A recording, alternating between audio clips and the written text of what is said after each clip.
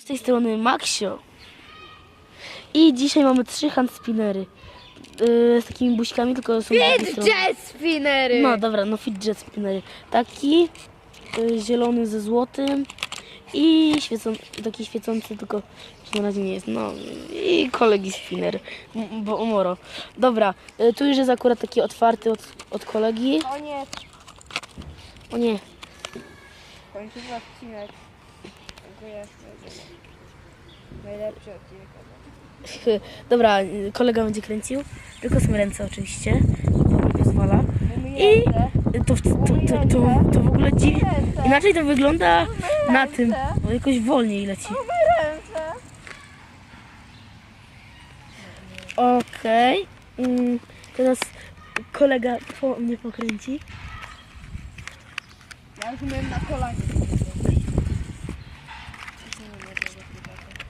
Okej, teraz kolega mnie pokręci na siemanko.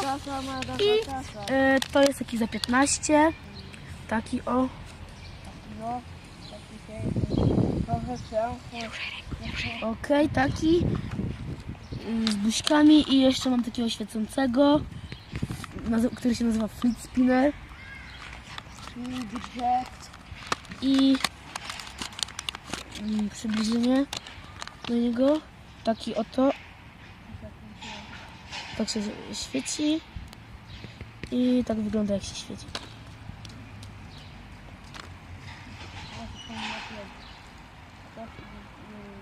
Wow, ale fajnie.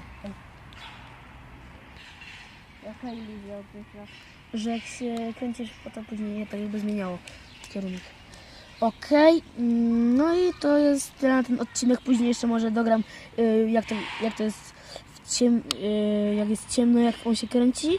No i na ten odcinek to jest wszystko, a więc siemanko.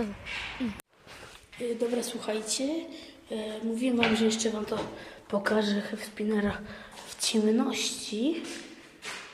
A więc on tak to wygląda sobie. Chwila. Spróbuję zrobić, żebyście widzieli. Jakoś łatwiej. Tak to wygląda. I to wszystko, o czym wam chciałem powiedzieć.